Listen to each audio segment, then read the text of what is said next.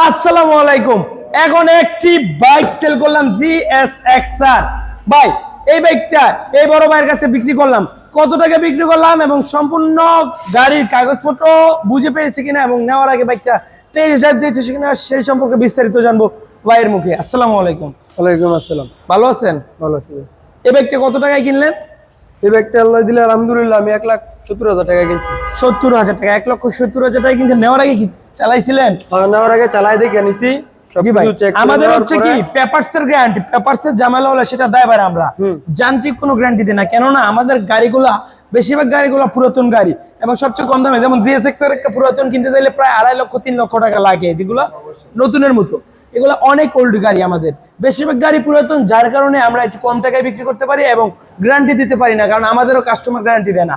Customer যদি বিক্রি করে যায়, বিক্রি করার 5 মিনিট পরে যদি আমরা বলি ভাই গাড়ির সমস্যা, কয় ভাই দেখে নিচ্ছেন না, কথাটা কিন্তু সেম। আর আমরা পারি না এই জন্যই, কারণ আমরা গ্যারান্টি পাই না। তবে হ্যাঁ, পেপারসের গ্যারান্টি 100%। নাম ট্রান্সফার কবে করাবেন জানাবেন, ইনশাল্লাহ এটা ফার্স্ট পার্টি গাড়ি, এনি টাইম নাম ট্রান্সফার করতে পারবো। সেই ঢাকা থেকে এসে বিক্রি করে গেছে ভাইয়া, এবং আরেকটা ছোট্ট গাড়ি ভাইয়া নিয়ে গেছে।